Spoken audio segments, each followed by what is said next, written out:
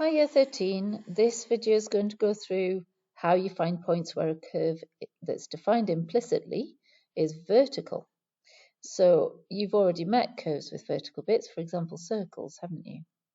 So if you think about when we're finding stationary points, that's when the gradient is 0. So if we look at the graph on the left, we would find dy by dx, wouldn't we? So we get dy by dx, and we know that where that is 0, so for every step to the right, you go up nothing, okay, then that's going to give you where the stationary points are. If you look at the graph on the right, you can see I've sketched in a tangent to the curve where the curve is vertical. Okay, now this time it looks like you can't take a step to the right because you'll shoot off to infinity. This is where the gradient of the curve is undefined.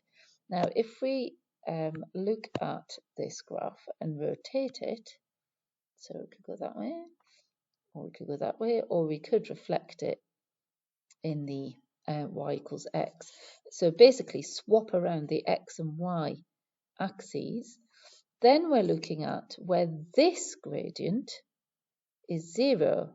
So if you look here, we've got the x is going to be the rise and the y is the run. So we're kind of looking at where dx by dy is 0, which is just the reciprocal of dy by dx. Now, when we did the stationary points dy by dx, and we had dy by dx, okay, is equal to some fraction, okay, then all we needed was the numerator to be 0. So for our vertical parts, if we need dx by dy equal to 0, that's the same as looking at dx, the numerator of dx by dy. Now the numerator of dx by dy would be, in this case, b over a. We need that to be 0. So really what we're looking at is when the denominator of dy by dx is 0. Okay, so when b is 0.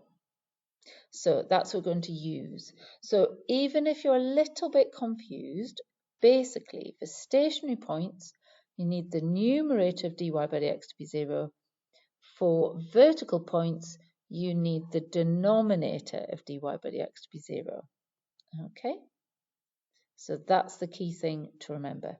Let's have a go at an example. All right, so I'm just going to move this across a bit so we can see what's going on. So the diagram shows the curve with this equation. At each of the points P and Q, the tangent to the curve is parallel to the y-axis. Let's just have a little sketch of that.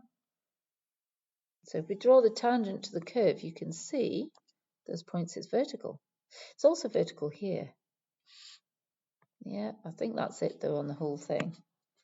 Can't see any more vertical bits. Okay. Find the coordinates of P and Q. So let's do what we said we do. So first of all, we want to differentiate, and then we're going to consider the gradient dy by dx. Okay.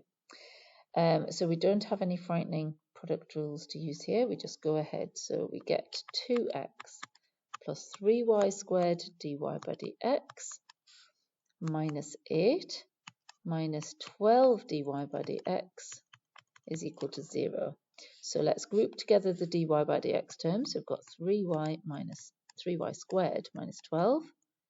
Dy by dx is going to equal, move everything across, 8 minus 2x. So dy by dx is 8 minus 2x over 3y squared minus 12. Now, we have got vertical parts of the graph when the denominator is equal to 0. So 3y squared minus 12 is 0, or y squared is 4, y is plus or minus 2. Let's have a look at the graph.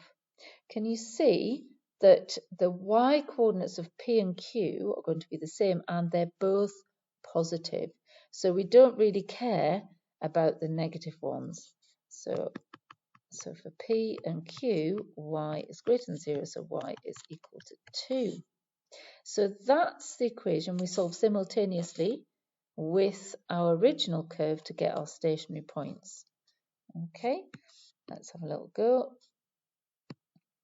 So I'm going to substitute y is 2 into the original equation. So we get x squared plus 8 minus 8x minus 24 is 0. Lovely quadratic. We love a quadratic, don't we? Okay, so we've got x squared minus 8x, and then that's going to be, oh, sorry, should have had equal to 4 on the other side there. So minus 28 plus, so minus 20, 0. So I think you can use your calculator, remember, for this.